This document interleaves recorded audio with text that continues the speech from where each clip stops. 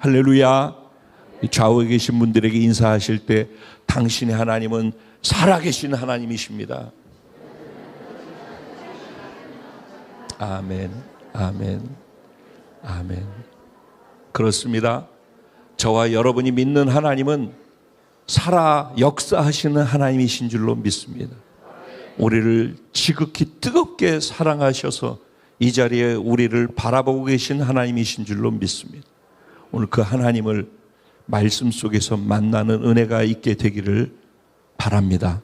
오늘 주신 하나님의 말씀은 이사야서 40장입니다. 26절부터 31절까지 말씀, 제가 한 절, 여러분 한 절 교독하시고 31절 말씀은 한 마음으로 합독하도록 하겠습니다. 제가 먼저 26절 시작합니다. 너희는 눈을 높이 들어 누가 이 모든 것을 창조하였나 보라.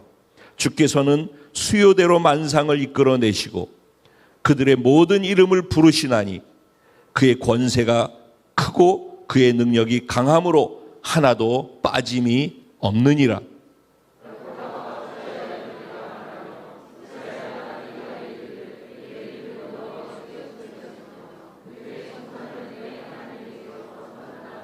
너는 알지 못하였느냐 듣지 못하였느냐 영원하신 하나님 여호와 땅끝까지 창조하신 이는 피곤하지 않으시며 곤비하지 않으시며 명철이 한이 없으시며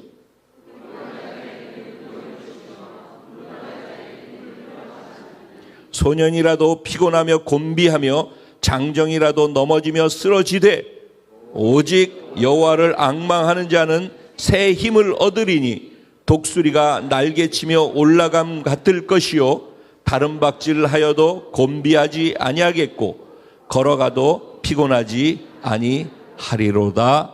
아멘. 오늘 이 말씀 가지고 영적 상승 기류를 타는 복된 자 바로 저와 여러분입니다. 이런 제목으로 주신 은혜를 나누려고 합니다.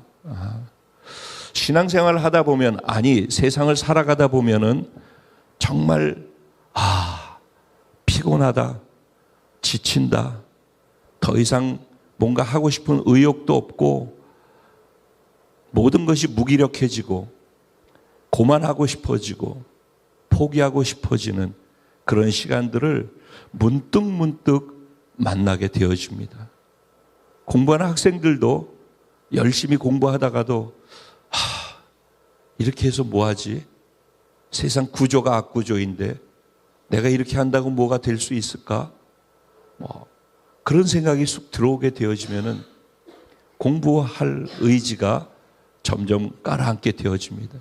열심히 사회생활을 하시는 분들도 마찬가지로 내가 최선을 다해서 성실하게 열심히 진짜 남들보다 더 일찍 일어나서 최선을 다해서 사는데도, 그런데 아무것도 안 하는 것 같은 핑핑 놀기만 하고 술만 마시고 못된 짓만 하고 사는데 돈은 더 잘 벌고 나보다 더 잘 되고 학교 다닐 때 찌질이 같았었는데 이게 어디서 돈 많이 벌어가지고선 폼 잡고 달리는 거 보면은 이렇게 열심히 살고 최선을 다해 살아도 이 세상 살기가 정말 어렵구나, 이런 생각이 들고 그러다 보면 또 마음이 침체되어질 때가 있습니다.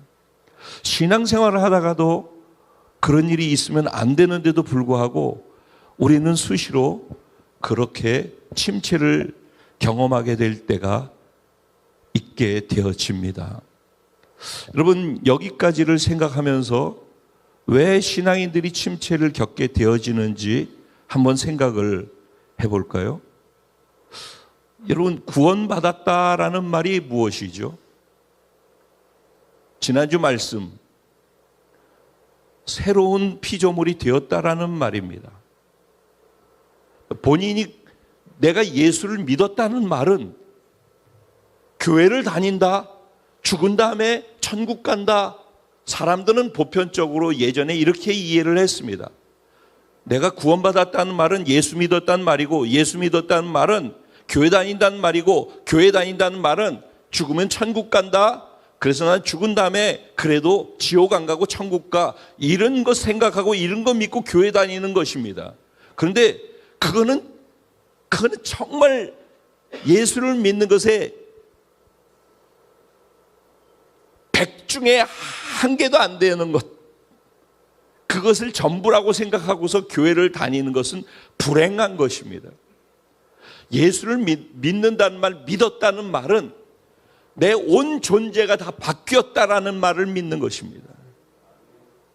이렇게 무기력하고 절망하고 죄짓고 또 내 스스로 한탄하고, 그래서 내가 내 안에 답이 없어, 나 같은 것은 참 한심스러워, 이 세상은 경쟁하고 최선을 다해 살아봐도 살 기력도 없고 의미도 없어, 그래서 점점 좌절하고 실패 가운데 절망을 경험하게 되어지는 그런 사람들이 예수를 믿었다는 말은, 예수를 그런 상태에서 선택했다는 말은, 그렇게 무기력하고 절망적이고 아무것도 할 수 없는 나는, 죄 가운데에서 헤매고 있는 나는 예수 믿는 순간에 예수와 함께 죽어버렸다라는 것을 믿음으로 받아들인다라는 말과 같은 것입니다.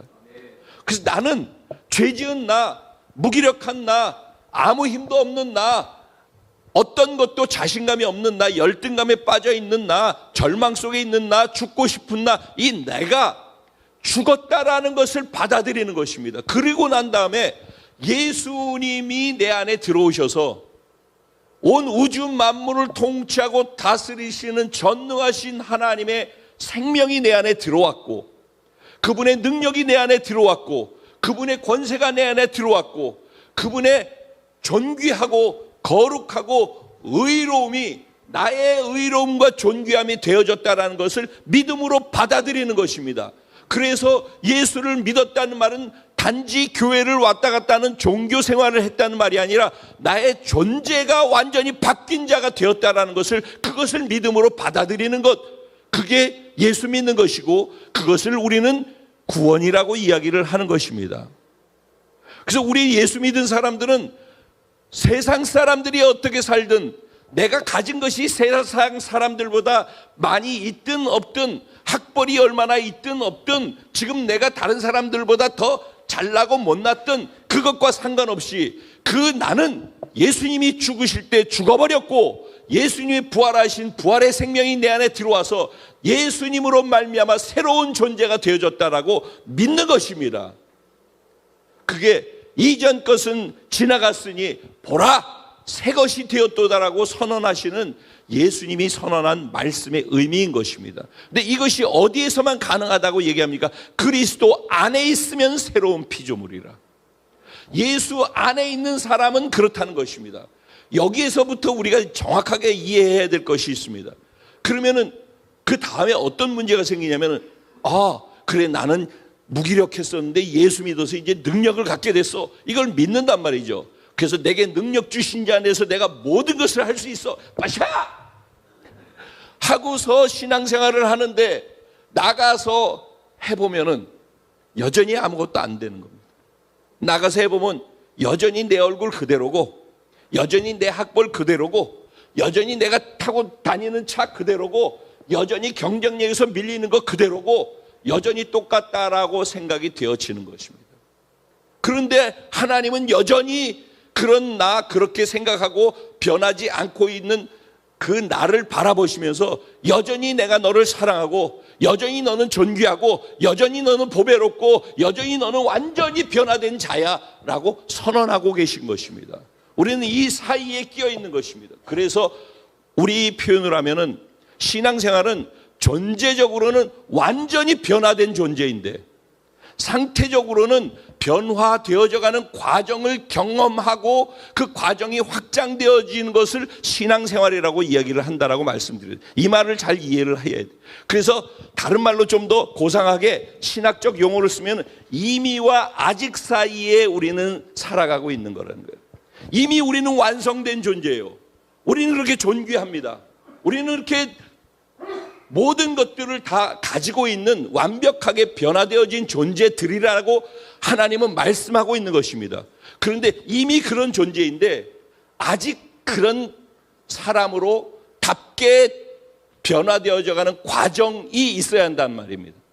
이미와 아직 사이. 그래서 우린 하나님의 존귀한 자녀가 된 것입니다.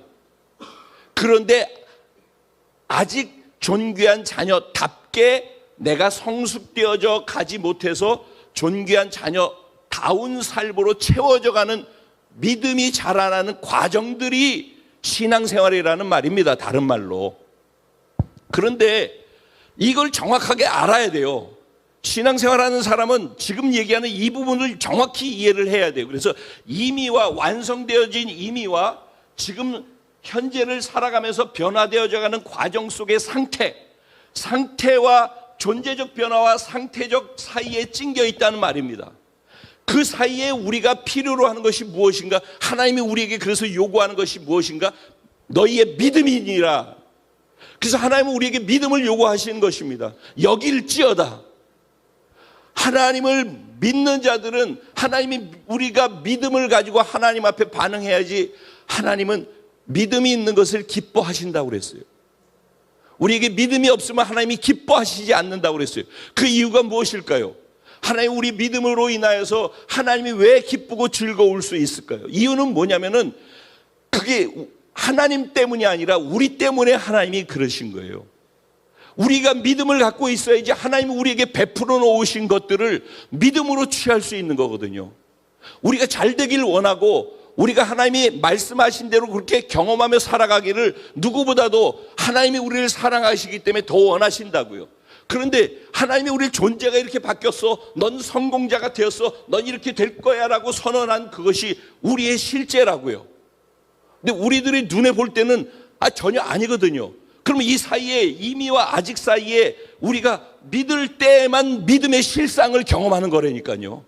여러분 신앙의 비밀을 알아야 돼요. 믿어야지만 믿음대로 되어지는 거예요. 믿어야지 실상이 있는 거예요. 그러니까 믿지 않으면은 실상이 없어요. 그러니까 하나님은 믿어야지 하나님이 하신 일들을 우리가 우리 것으로 경험하며 살아갈 수 있기 때문에 믿으라 자꾸 그러는 거예요. 근데 우리가 이 사이에서 살아가면 처음에 신앙생활할 때는 뭔지 모르고 기도하면 응답되고 뭐 분위기도 그렇고 너무 좋고 그러니까 거기에서 막 가슴이 뜨거워져 가지고 얼마나 열심히 교회를 다니면서 신앙생활을 하게 되는지 몰라요. 그러다가 1년 지나 2년 지나 3년 지나 4년 지나 5년 지나 6년 지나 7년 지나 8년 지나 10년 지나 20년 지나 그러면은 매번 그런 일만 있지 않거든요. 그러면 이 임의와 아직 사이의 간극 속에서 맨날 저렇게 말씀은 하는데 꼭 말씀 들을 때는 가슴이 뜨거워지는데 밖에 나가면 여전히 아닌 나를 보니까 그 안에서 계속해서 고민 갈등하는 게 1년, 2년, 10년 쌓이면은 그 다음에는 그냥 말씀을 들어도 기대감이 없어요. 목사님 오늘 또 그렇게 말씀하시는구나. 그렇지, 성경에 있는 얘기가 그런데 기대감도 없고 그 말씀이 내 삶에서 내 삶을 바꾸고 나를 바꾸고 어떤 강력한 변화가 일어나고 기적을 경험하고 그런 기대감을 가져야 되는데 믿음이 점점 임의와 아직 사이의 이 간극 속에서 겪어야만 하는 그 고뇌들이 있거든요. 그거를 계속 채워가는 것이 믿음인데 믿음이 점점 깔아앉게 되는 거예요. 그래서 나중에는 안 믿었을 때하고 별반 차이가 없어요. 종교적 활동을 해. 주일날 교회에 와서 도장은 찍어. 종교적인 활동들은 하는데 하나님을 믿는 믿음이 빠지는 거예요. 그러니까 매너리즘으로서 그냥 외적인 것만 왔다 갔다만 하는 거예요. 그러니까 무기력해. 종교 활동을 하고 있는데 기대감이 없으니까 무기력해가지고 그냥 그런 거예요. 그러다 보면은 한눈을 팔게 되어져요. 그 다음부터 이거 아닌 거 아니야? 여기 뭐 진짜 있는 건 맞아? 예수 믿어도 별거 없잖아. 오히려 이거 뭐 이 한평생 뭐 얼마 짧게 살다 가는 건데 하고 싶은 것도 못하고 하지 말라는 건 왜 이렇게 많은지. 친구들은 옆에 신나게 잘 노는데 이것도 못하고 저것도 못하고 찡겨가지고 죽도 아니고 밥도 아니고 그렇게 되어지면은 은근히 이제 그쪽에 관심을 갖게 되어져요. 어느 순간. 그래서 기웃거리기 시작해. 또 그걸 유혹하는 그 손길이 얼마나 많아지는지 몰라요. 그러다 보면 한 번 빠져, 두 번 빠져, 세 번 빠져. 우선순위에서 자꾸 밀리게 되어지는 거죠.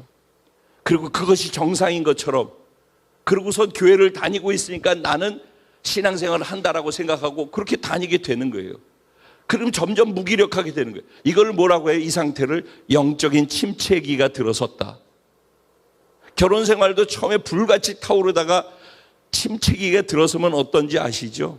신앙생활도 똑같이 영적 침체기가 있는 것입니다. 그런데 오늘 이제 본문으로 돌아와서 이스라엘 백성들이 딱 이렇게 했다는 것입니다. 이스라엘 백성들이 하나님을 만났어요. 아니, 하나님이 먼저 찾아오셨죠. 그래서 애굽에 종살이하고 있는 그들을 모세를 통해서 기적을 행해가지고 애굽에서 빼내고 홍해가 갈라져가지고 바닷물이 갈라져서 그 사이로 걸어 다니게 되고 먹는 것이 없는데 맨날 먹는 것이 하늘에서 내려오는 먹는 걸 먹고 그 구름기둥 불기둥으로 하나님이 자기들과 함께 언제나 함께 있다라는 걸 보여주면서 그들과 함께 동행하고 다녔고 그렇게 하나님을 경험했어요. 가슴이 뜨겁죠. 홍해가 갈라졌을 때 그들은 박수치고 깽가리치고 춤을 추고 난리가 났어요. 우와, 하나님 진짜 살아계신 하나님이구나. 어떻게 바다를 갈라가지고 길을 내지? 뜨거워서 견딜 수가 없었어요. 그런데 내 삶에 필요한 것이 채워지지 않으니까, 내가 기대했던 대로 되어지지 않으니까 그 환호하고 열광했던 하나님은 어디론가 사라지고 그렇지 뭐 이렇게 되는 거예요. 그러다가 가나안 땅에 들어갔는데 가나안 땅에 농사짓는 이제 유목민으로 살다가 농사짓는 사람들을 봤는데 그들은 굉장히 풍요롭게 곡식도 많이 거저가지고 풍요롭게 살고 막 이러거든요. 부러운 거예요. 이제 예전에 있었던 애굽 땅이 부럽고 가나안 땅에 살고 있는 게 부러워요. 그러면은 내가 하나님 믿었는데 하나님도 보니까 별 볼 일 없네. 내 삶을 바꿔주는 것도 없고 별것도 없는데 옆에 보니까 가나안 신은 대단해. 애굽의 신은 대단해. 가나안 사람들은 잘 살고 애굽 사람들은 잘 사는데 우리는 왜 이렇게 살아야 되지? 이런 생각이 들어오는 순간 가나안 신도 믿고 하나님도 믿고 버릴 수는 없으니까 또 혹시 만에 하나 그러니까 걸어놓고 이것도 믿고 저것도 믿고 이러면서 그냥 종교인으로 전락해서 교회만 다니고 이것도 하고 저것도 하면서 이렇게 살아가는 패턴이 굳어지게 되는 것입니다. 그것이 굳어졌을 때 하나님께서는 선지자들과 예언자들을 보내서 얘들아, 그렇게 하면 망하는 거야. 그렇게 하면 죽는 거야. 너희들이 부러워하는 그것이 복이 아니야. 내가 말하는 것대로 해야지 너희가 복되고 잘 살게 돼 있어 라고 이야기를 합니다. 계속해서 안타까워하면서 하나님 말씀하시는데 그 말씀을 듣고 돌이키지 않아요. 여전히 자기 하고 싶은 대로 합니다. 그래도 내 길은 내가 간다라고 생각하면서 자기 노력으로 자기 열심으로 자기가 세상과 합해가지고 하고 싶은 걸 하면서 가는 겁니다. 그러니까 그런 그들을 보면서 하나님께서 그 당시에 이사야 선지자를 그렇게 살고 있는 이스라엘 백성들에게 보내서 말씀하는 겁니다. 이제는 기간이 지났어. 회개하라고 그렇게 얘기하는데도 너희가 회개하지 않네? 계속 네 하고 싶은 대로 하겠다는 거지? 좋아, 그러면 내가 너희를 심판하고 벌할 거야. 그래서 너희 나라를 멸망시켜서 남의 나라의 노예로 또 잡혀가게 할 거야. 그래서 하나님이 바벨론의 포로로 잡혀갈 것이라고 예언하고 있는 내용입니다. 아직 일어난 일이 아니에요. 아직 망한 게 아니에요. 지금처럼 우리처럼 이렇게 살고 있는 거예요. 이렇게 살고 있는데 오늘 제가 말씀드린 회개해야 됩니다. 하나님의 말씀에서 벗어나고 하나님 중심으로 살지 아니하고 지가 하고 싶은 대로 하고 세상 사람들하고 같이 있고 우상도 섬기고 하나님도 섬기고 그런 종교 생활하는 것들을 멈춰야 합니다. 안 그러면은 망하는 것으로 가는 겁니다 라고 이야기를 한다는 거예요. 근데 아직 안 망했어요. 안 망한 그들을 향하여서 이사야 선지자는 망할 거야 라고 얘기를 하고 있는 겁니다. 여러 번 얘기했는데 돌이키지 않으니까 이제 망할 수밖에 없어. 망한다 너희는, 이렇게 얘기를 하는 겁니다. 그게 이사야서 1장부터 39장까지의 내용이에요. 그런데 이제 오늘 우리가 읽은 40장은 망하는데 40장부터 66장까지는 망하는데 내가 너희를 다시 회복시킬 거야. 망하는데 너희를 다시 일으켜 세울 거야. 망하는데 내가 바벨론에서 너희를 다시 데리고 나와서 새로운 존재로 만들 거야. 내가 너희를 여전히 사랑한다니까. 여전히 너희에게 기회를 주고 너희가 돌이키게 되기를 원해. 아직 망하지도 않은, 어떤 일도 일어나지 않은 그들을 향하여서 너희가 돌이키지 않으니까 너희 이렇게 될 건데, 그렇게 되고 난 이후에 내가 너희에게 또 소망을 줄 거야. 내가 너희를 다시 회복시킬 거라니까 라고 말씀하신 내용이 이사야서 40장부터 시작을 하는 것입니다. 이사야 40장의 희망의 메시지를 선포하고 있는 그 메시지의 첫 번째 시작이 너희는 내 백성을 위로하라. 너희는 내 백성을 위로하라. 어떤 말씀으로 위로를 할까요? 얘들아, 너희는 여호와의 길을 예비하는 자가 되어라. 세례 요한이 나는 광야에서 외친 자의 소리, 그래서 여호와의 오실 길을, 예수님의 오실 길을 예비하는 자로서 삶을 삽니다라고 외쳤던 말씀이 이사야서 40장 말씀을, 그것을 인용해서 한 말씀이에요. 세례 요한은 자기가 어떤 존재인지, 예수 안에서 어떤 존재이고 어떤 삶을 살아야 할지를 아는 자예요. 아, 나는 여호와의 길을 예배하라고 이 땅에 구원하고 이 땅에 존재하고 숨쉬고 있구나. 그래서 여호와의 길을 예비하는데 어떻게 그럼 예비할까요? 너는 광야에 외친 자의 소리가 되라. 너는 외친 자, 말하는 자의 소리가 되라. 너는 힘써 외쳐라. 무엇을 외치라고 말합니까? 너희 인간들아, 너희는 아무리 이러고 저러고 해도 너희는 유한한 존재야. 너희는 이 땅에 피는 풀과 같고 꽃과 같아. 잠시 있다 사라지는 안개처럼 금세 화려해 보이지만 금세 시들어서 없어질 그런 들의 풀이나 꽃과 같은 존재야. 너희는 유한한 존재란다. 이걸 외치라는 거예요. 인생들아, 너희는 유한한 존재야. 또 그 다음에 뭐라고 외쳐? 그런 유한한 너희들아, 위대하신 하나님을 봐라. 이제 너희를 보지 말고 너희 주변을 보지 말고 하나님을 봐라. 이것이 두 번째 외침의 내용이에요. 그럼 너희가 봐야 될 하나님은 어떤 하나님이지 않느냐? 그것이 이제 10절 말씀이에요. 보라, 주 여호와께서 장차 강한 자로 임하실 것이요 친히 그의 팔로 다스릴 것이라. 보라, 상급이 그에게 있고 보응이 그의 앞에 있으며 그는 목자같이 양떼를 먹이시며 어린 양을 그 팔로 모아 품에 안으시며 젖먹이는 암컷들을 온순히 인도하시리로다. 어떤 말씀으로 위로하라고요? 3절 말씀은, 2절 말씀은 이렇게 얘기합니다. 너희는 예루살렘의 마음에 닿도록 말하며 그것에게 외치라. 어떻게? 너의 노역이 때가 끝났고, 이제 노예로서 종로로 타는, 세상 종로로 타는, 육신의 종로로 타는, 사단의 종로로 타는 때가 끝났고, 너의 죄가 사함 받았으며 너의 죄의 대가를 2배나 내가 다 지불해 버렸다. 미래 되어질 일인데 예언적으로 완성된 완료 시제로서 선언을 하고 있는 것입니다. 그냥 누가 이런 말을 할 수 있습니까? 아직 일어나지도 않았는데 일어날 일로 보고 이렇게 될 거라고 완료적인 예언을 하는 가능성이 있는 대상이 우주를 통틀어서 누가 있겠습니까? 하나님밖에 없는 것입니다. 하나님밖에. 하나님께서 이렇게, 그러면서 뭐라고 그러는지 알아요? 너희가 바라봐야 될 나 하나님이 어떤 존재인지 너희는 아느냐? 누가 손바닥으로 바닷물을 헤아렸느냐? 누가 뼘으로 하늘을 쟀으며 땅에 티끌을 되담아 보았으며 접시 저울로 산들을, 막대 저울로 언덕들을 달아 보았느냐? 보라, 그에게는 열방이, 온 나라가 다 통에 한 방울 물과 같고 저울의 작은 티끌 같으며 섬들은 떠오르는 먼지 같으리로다. 레바논이라고 하는 나라는 땔감으로 제사 드리는데 이 땔감으로도 부족할 정도로 한 나라가 그렇고 짐승들은 번제에도 부족할 것이라. 그의 앞에는 모든 열방이 아무것도 아니라. 하나님 앞에는 온 세상의 모든 나라가 아무것도 아니라는 것이에요. 그는 그들을 마치 없는 것 같이 여기시는 분이라는 거예요.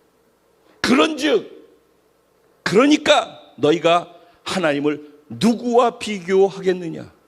그런데 너희가 우상을 섬기느냐?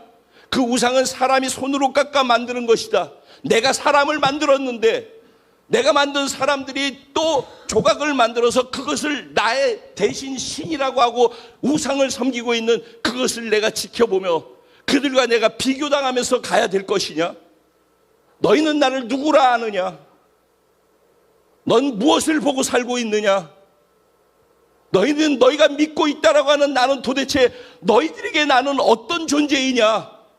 너희는 정말 나를 얼마나 알고 있느냐? 너희가 믿는다라고 하는 그 믿음은 어떤 믿음이요? 누구를 향한 믿음이냐? 이렇게 하나님이 지금 가슴이 미어지면서 우리를 사랑하셔서 우리가 얼마나 우리가 사랑스러운지, 그리고 우리를 사랑해서 자신의 목숨까지 내어줘서 우리를 구원했는데, 자신을 구원한, 자기를 사랑해서 목숨까지 내어준 자신을 어떤 존재인지 모르고 있는 사람들, 그 자녀들을 바라보는 하나님이 그 간절함, 애탐, 그 절규, 사랑의 절규, 안타까움, 그 목마름, 애절함, 그것이 저는 오늘 본문을 읽으면서 느껴지는 하나님의 우리를 향한 간절함이에요. 하나님의 우리를 향한 사랑이에요. 자신을 더 알려주고 싶은 거예요. 너희가 믿는 내가 누군지를 알고 어떤 어마어마한 존재인지를 알아야 너희가 나를 신뢰할 수 있지 않겠니? 그래서 계속해서 자신을 소개하는 거예요. 그러면서 거룩하신 이가 이르시되 그런즉 너희가 나를 누구에게 비교하여 나를 그와 동등하게 여기겠느냐? 그리고선 시작하는 것이 오늘 본문 말씀인 것입니다. 너희는 지난 신년 첫 번째 주일 말씀하고 같죠? 너희 있는 곳에서 눈을 들어서 동서남북을 바라보라고 그랬었잖아요. 그죠? 똑같이 이런 침체된 상황에 있는 너희들, 그래서 동서남북이 다 막혀서 뭐가 무엇인지 분별이 안 되고 모든 문제와 상황 속에 눌려서 아무것도 볼 수 없고 침체 가운데서 절망 가운데 빠져 있는 너희들아, 너의 눈을 높이 들어서 누가 이 모든 것을 창조하였나 봐라. 주께서는 수요대로 만상을 이끌어내시고 그들의 모든 이름을 부르시나니 그의 권세가 크고 능력이 강함으로 하나도 빠짐이 없느니라. 온 우주 만물을 하나님이 지구상에 움직이고 있는 모든 것들을 다 만드셨다는 겁니다. 그런데 그게 개수가 얼마나 많겠습니까? 그런데 하나님께서는 자신이 만든 그 온 우주에 속해 있는 모든 것의 이름들이 있는 그 이름을 하나도 빠짐없이 다 따로따로 다 부르신대요. 이 얘기는 무엇입니까? 아유, 하나님 우리 기도를 안 들으셔. 지구상에서 예수 믿어가지고 하나님께 기도해서 내 기도 들어주세요 하는 사람이 얼마나 많은데 내 기도 들을 시간이 없어. 사람들이 일반적으로 그렇게 농담처럼 얘기를 합니다. 하나님은 모두를 위해 죽으셨지만은 나를 위해 죽으신 거예요. 하나님 모든 것을 만드셨지만은 나의 이름을 부르시고 나를 눈여겨보시고 불꽃 같은 눈으로 나를 보호하시는 거예요. 내가 너를 위해서 내 목숨을 들여서 너를 구했어. 너는 나의 가치만큼의 가치가 있는 존재야. 여러분, 우리의 가치를 내가 가지고 있는 거나 내 모습 속에서 우리의 가치를 보는 사람은 그냥 교회 다니는 사람이에요. 그런데 예수를 믿는 사람은 우리의 가치를 하나님의 가치만큼 둘 줄 아는 사람이에요. 왜냐하면 하나님이 하나님을 대가로 지불해서 그 대가 지불한 만큼을 우리를 가치 있게 여기기 때문에 그래요. 하나님이 우리를 구원한 구원 사건이 하나님 자신을 대가 지불해가지고선 우리를 구원한 거예요. 그러니까 우리가 얼마나 귀한지는 내가 얼마나 대가를 지불했는가에 비례하는 거예요. 내가 돈을 얼마를 주고서 이 핸드폰을 샀는가에 따라서 50원 주고서 만약에 어디 가서 10,000원 주고 이걸 샀다 그러면은 이거 아무렇게나 막 던지고 다닐 거예요. 잃어버리거나 말거나 또 사면 되지. 그런데 이걸 100만 원 주고 200만 원 주고 샀다 생각해 보세요. 그러면은 이거 함부로 둘 수가 없어요. 어떤 분은 여기다가 줄을 매달아 가지고선 놓고 잊어버려도 이렇게 딸려오게끔 이러고 다니더라고. 내가 돈을 지불한 만큼, 대가를 지불한 만큼 가치 있게 여기게 되는 거예요. 가치 있게 여긴다는 것은 그만큼 소중하고 아낀다라는 얘기인 거예요. 하나님이 자기 자신을 목숨을 들여가지고 저와 여러분을 구원했는데 자기 목숨만큼의 대가를 지불했기 때문에 자기 목숨만큼 우리를 아끼시는 거예요. 우리 하나하나를 우리가 하나님을 모르기 때문에 내 생각대로, 내 느낌대로, 내 기분대로 하나님에 대해서 함부로 막 말한다고요. 모르니까 그러죠. 어리니까 그런 것이죠. 근데 하나님은 그런 분이 아니라고요. 우리가 모르는 거예요, 하나님을.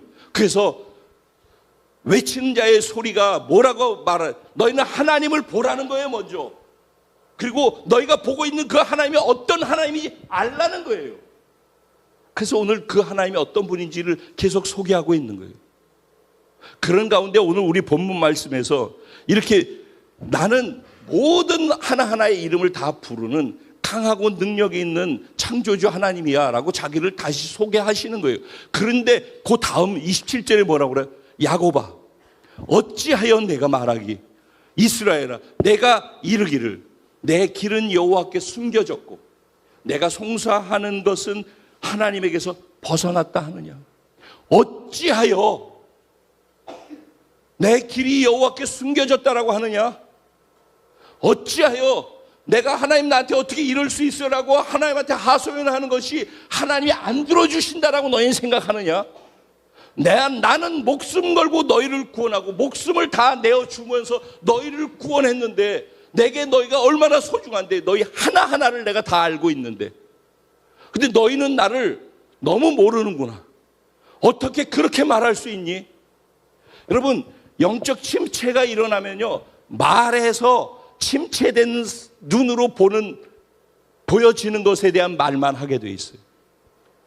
여러분 목사가 제가 됐든 아니면 전도사님이 됐든 조장님이 됐든 구역장님이 됐든 구역 식구가 됐든 우리 교회 누가 됐든지 간에 친하고 안 친하고를 떠나서 그 사람 입에서 어떤 말이 나오는지를 잘 들어보세요. 그 사람 입에서 하나님의 말씀과 복음이 나오는지, 살리고 세우고 격려하고 축복하는 말이 나오는지, 아니면 이래서 안 되고 저래서 안 되고 저가 이가 뭐 어떠고 저저저 그 사람의 눈이 그게 보이는 거예요. 그 사람의 눈이 사람이 볼 수 있는 것을 보고 말하는 거예요. 그 사람의 상태가 영적인 침체에 빠져 있는 거예요. 자기가 있는 눈높이에서 보여지는 것을 보고 있는 것을 말하게 돼 있어요, 우리는.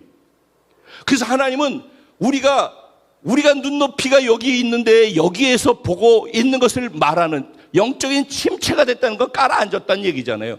깔아앉은 상태에서 보여지는 것을 말하는 우리에게 뭐라고 그래요? 너희는 눈을 높이 들어서 살아계신 하나님, 영원하신 하나님, 우리 인간은 유한하지만 영원한 것은 하나님의 말씀밖에 없다라고 그랬어요. 그러니까 사라지지 않는 영원하신 하나님을 바라보라는 거예요. 바라보고 너희가 보고 있는 그 하나님이 어떤 하나님인지를 알아가라. 그리고 그 하나님을 깊이 생각하고 묵상해라. 예수를 깊이 생각하라. 작년 12월 첫째 주 말씀이죠. 예수 그리스도를 깊이 생각하는 복된 자. 깊이 생각해야 돼요. 가볍게 그냥 설교 한 편 듣고 귀에 들리는 거, 마음에 와 닿은 거 그것만 딱 가지고 나가는 그런 거 말고 말씀을, 예수를 깊이 묵상하고 깊이 생각해야 돼요. 깊이 알아갈수록 그분을 신뢰할 수 있는 믿음의 깊이도 커져가는 거예요. 자, 그래서 하나님께서는 이렇게 이래 투덜대고 저래 투덜대고 눈에 보이는 것 같고 계속해서 툴툴거리고 얘기하고 있는 야곱이 어찌하여 네가 그러고 있느냐 라고 말씀하시면서 이렇게 얘기를 하시는 거예요. 28절, 넌 알지 못하겠느냐? 듣지 못하였냐?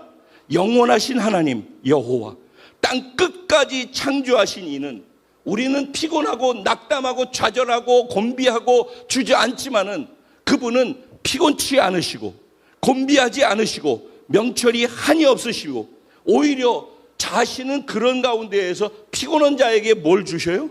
능력을 주시고 그 다음에 무능한 자에게는 힘을 더하시나니 소년이라도 피곤하고 곤비하며 장정이라도 넘어지며 쓰러지되. 그래서 여러분 소년 어디 있어요? 노아 어디냐? 지금 예배 드리고 있다? 노아 뛰어다니는 거 아시죠? 멈출 줄 모르는 거 아시죠? 이제 요새는 소리가 커가지고 이제 또 그래요. 어린 아이들은요 에너지가 뿜뿜이에요 그냥. 그래서 야 뛰지 마 그런데 소용없어요. 애들은 무조건 뛰어요. 이번에 저 미국 갔더니만은 우리 애가 그 저희 추우니까 밖에 안 나가고 집 안에 있을 거 아니에요. 그 거실이 있는 데서 계속 뛰어 그냥. 야 고만 너 힘들어 근데 계속 뛰어. 10바퀴 15바퀴 20바퀴 계속 뛰어. 이제 한 2살 한 살 반 2살 됐나? 계속 뛰어. 야 지치지도 않나 보다. 그게 말하자면 소년인 거예요. 소년이 그래요. 장정은 뭐예요? 가장 힘이 센 상태에 있는 그 상태를 장정이라고 얘기하죠, 남자 중에서. 근데 그렇게 힘이 사라지지 않을 것 같은 소년도 장정도 피곤하고 곤비하고 넘어지고 쓰러진다는 거예요. 뭘 얘기하는 거예요? 인간은 유한하다는 거예요. 인간의 힘은 나중에 다 빠진다는 거예요. 내 힘으로 될 수 있을 거라고 생각하고 자만해서 그래 내 주먹을 믿어. 지금 뭐 교회에 앉아 있어도 나는 나를 믿어. 이런 분들 결국은 넘어지고 쓰러지고 그리고 자신이 얼마나 유한하고 무능한지 나중에 시간이 갈수록 알게 돼 있는 거예요. 그런 분들이 뭘 하게 돼 있어요? 자기에게 답이 없는 걸 진짜 아는 사람, 설교를 하는 게 아니라 자기가 자기 자신을 너무 잘 알아서 이대로 가면 난 끝이야 라는 걸 아는 사람이 그때 비로소 뭘 보게 돼요? 여호와 하나님을, 나를 구원하신 구원자라고 하는 예수님을 다시 바라보게 되는 거예요. 그러면 여호와를 앙망하는 자에게 뭘 주신대요? 네. 내 힘이 아니라 내가 가지고 있는 힘이나 지금까지 알고 있는 힘이 아니라 이 모든 것을 가지고 있어도 결국은 나중에 지쳐서 유한해서 쓰러질 수밖에 없고 넘어질 수밖에 없고 포기할 수밖에 없고 절망할 수밖에 없는 그런 존재가 갖고 있는 그 힘, 그 힘으로는 안 돼서 넘어져 있는 그런 우리를 향하여서 너희들이 감당할 수 없는 영역, 너희들이 포기하게 만드는 영역, 그것을 뛰어넘어갈 수 있는 내가 주는 새 힘을 너희에게 부여할 거야. 이거는 새 힘인 거예요. 새 힘. 우리가 알고 있는 힘이 아니라고, 내가 생각하고 있는 힘이 아니라고 하나님께서 주시는 새 힘을 우리에게 주신다는 거예요. 여러분, 여러분의 힘으로 계속 살기 원하십니까? 아니면은 정말 나는 내가 감당할 수 없는 수많은 상황 속에 하나님 주시는 새 힘으로 살아가길 원합니다. 그런 분 여기 한번 손 들어봐 주세요. 아직도 나는 필요 없다고 그런 분들이 계시나? 참 용감합니다. 그럼 계속 쭉 그렇게 한번 해보십시오. 저 제일 먼저 손 들었잖아요. 손 들어보십시오 하고 제일 먼저 손부터 들잖아요. 제가. 저는 저에게 그게 없다는 걸 너무 잘 알아요. 제 힘으로 하나도 못해. 여기 서서 지금 하는 것도 저기서도 여기서도 계속 제가 하지 않고 저는 비우고 제 안에서 주님이 온통 그 얘기만 하고 그 생각만 하고 그거 하다가 여기 서요. 그래서 아까 아침에 우리 사역자들 여기에서 나눔했는데 거기서 나눈 거하고 지금 이게 전혀 또 다르게 막 가는 거예요. 그분이 하시는 거라고 저는 믿어요. 여러분, 나를 내려놓을 때 하나님이 나에게 새 힘을 주셔요. 새 힘은 뭐라고 그래요? 독수리가 날개치며 올라감 같을 것이요 라고 그랬어요. 여러분, 독수리는 어떤 때 위로 올라가죠? 폭풍이 몰려오면은요, 일반 새들은요, 움츠려 들어가지고선 숨든지 그래요. 왜냐하면은 자기 날개짓을 하지 않습니까? 이 날개짓을 하는 것은 자기 날개의 근육의 그 크기만큼, 근육이 버틸 수 있는 힘만큼 나는 거예요. 이게 일반 새들인 거예요. 왜 독수리가 하늘의 제왕인지 아십니까? 독수리는 날개짓을 해서 나는 게 아니에요. 기류를 타는 거예요. 기류를. 바람을 타서 올라간다고요. 폭풍우가 몰려오면은 폭풍우를 타고 올라가서 상승 기류를 타는 거예요. 그러니까 날개짓을 하는 게 아니라 날개를 쭉 펴고 기류가, 바람이 나를 타고 올라가도록 바람을 타고 올라가는 거예요. 이게 독수리예요. 그래서 독수리는 자기를 저항하는 저항력이 크게 올수록, 폭풍우가 크게 몰려올수록 그냥 그 바람을 타고 날개만 쫙 펴면 쫙 하고 위로 올라가는 거예요. 그게 상승 기류를 타는 거예요. 우리들 똑같아요. 영적인 상승 기류를 타야 되는 거예요. 그럼 독수리처럼 위로 올라가는 거예요. 여러분, 우리들이 지금 살고 피곤하고 지치고 넘어지고 좌절하고, 야, 이건 진짜 무기력해지고 매너리즘에 빠져가지고 종교생활하는 것처럼 전락되어 있는 우리들이 왜 이렇게 되어 있습니까? 모든 것에 사방에 우겨싸임을 당한 것 같아요. 사람들에 의해서, 환경에 의해서, 모든 여건에 의해서, 아니면 건강이나 질병에 의해서 우겨싸임을 당하고 있어요. 동서남북으로 빠져나갈 구멍이 없어요. 그럴 때 어디를 봐야 합니까?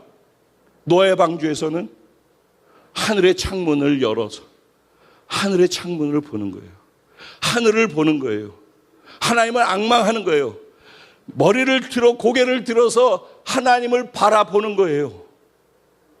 하나님께 소망을 두는 거예요. 하나님 이외에 답이 없다라고 하나님 앞에 고백하는 거예요. 그러면서 하나님 앞에 날개를 펴고 그분을 앙망하고 그분께 예배하고 그분만 바라보고 그분께 기도하고, 그렇게 있을 때 하나님이 성령의 바람을 일으키는 거예요. 성령의 바람이 여기서 운행한 그 바람을 타야 되는 거예요. 예배는 여기에 임하시는 하나님의 말씀과 함께 그 말씀을 살 수 있는 힘이 되시는 성령님의 운행하심을 타고 올라가야 되는 거예요. 언제나 말씀은 선포되어져요. 그 말씀이 나에게 복이 되는 말씀이지만 그 말씀을 살 수 있는 힘과 능을 같이 얻어야 되는 거예요. 말씀을 듣고 깨달았는데 살 수 있는 힘이 뒷받침되지 않으면 또 좌절하게 돼 있어요. 그래서 말씀과 함께 예배 시간에 말씀이 들려지는 가운데 성령의 기류를 타야 되는 거예요. 성령이 임재하고 계신데 내가 그 성령을 타고 올라가야 되는 거예요. 그러면 어떤 사람에게 그 성령의 바람이 붑니까? 하나님을 간절히 갈망하는 자예요. 하나님 없이는 내가 살 수 없다라고 하나님 앞에서 진짜 자기 자신을 하나님 앞에 고백하는 자예요. 당신밖에 없어요. 나는 당신 아니면 난 살 수가 없어요. 당신 없이 내가 여기서 한 걸음도 내 삶을 살아낼 수가 없어요. 하나님, 내가 내 발로 걷는 것이 두렵습니다. 멈추어서서 당신을 바라보고 당신이 원하시는 당신의 말씀을 따라가길 원하니 나의 힘이 되어 주시옵소서. 나의 힘이 되신 여호와여, 내가 주를 사랑하나이다. 다윗이 이 고백을 했던 것은 이것을 알았기 때문이에요. 그래서 다윗의 삶은 뭐라고 그래요? 예배자의 삶이었잖아요. 다윗의 예배, 다윗의 장막의 예배, 신부의 예배가 회복되어야 된다는 말의 의미가 뭔지 이제 이해가 되셔요? 다윗은 하나님 말고는 답이 없는 존재였기 때문에 하나님이 주시는 성령의 바람을 타고 하나님이 말씀하시는 말씀을 소중히 여기고 그 말씀 따라 순종하며 살아갈 수가 있었던 거예요. 오늘 이 시간 한번 확인해 보세요. 내가 믿는 하나님은 내게는 어떤 하나님인가? 목사가 설교하는 그 설교의 내용이 하나님이 아니라 내가 믿는다고 하는 하나님은 내게는 어떤 수준의 하나님인가? 나는 하나님을 얼마나 많이 알고 있는가? 과연 나는 하나님만 믿고 하나님 없이는 살 수 없는 존재인가? 아니면 고리에다 같이 걸어놓고 내 할 일 하면서 하나님 필요할 때만 도와주세요 하는 것 아닌가? 하나님을 경험하려면은 하나님이 전부인 사람이 돼야 합니다. 하나님이 전부인 자가 되기를 원합니다. 그래야지 하나님의 앙망함이 시작되어져요. 하나님의 앙망함이 시작돼야지 사방에 우겨싸임을 당한 그 가운데서 위로 떠오르는 거예요. 상승 기류를 타는 거예요. 빠져나갈 구멍이 없는 줄 알았더니 위로 솟아오르는 거예요. 할렐루야. 누가? 여호와를 앙망하는 자가. 그러니까 예배를, 기도 시간을 귀하게 여기십시오. 기도 시간 늦지 말고, 예배 시간 늦지 말고, 그 시간을 소홀히 여기지 말고, 내 삶에 당신이 유일한 분이십니다. 당신을 향한 앙망함을 예배와 기도를 통해 표현하시기 바랍니다. 오늘 말씀 생각하면서 하나님, 내가 정말 상승기류를 타고 살아가는, 매 순간 내 힘 아닌 하나님이 부으신 새 힘으로 살아가는 그런 존재가 되기를 원합니다. 하나님 말씀 들어도 그걸 감당하고 지킬 수 있는 능력이 없어서 또 좌절하는데, 그래서 말씀을 듣고 예배를 들을 때도 희망과 기대가 없이 그냥 참석만 하는데, 하나님 이제 멈추게 하시고 당신 없이는 안 되는 존재가 되게 하시고 당신께만 무릎 꿇고 갈 수 있는 자가 되게 하여 주셔서 모든 것 위에 상승하는 기류를 타고 올라가 하나님의 위대하심을 삶으로 경험하고 드러내는 은혜가 있게 하여 주시옵소서. 우리 주님의 이름을 간절히 한번 부르고 기도합니다. 기도드리겠습니다. 주여.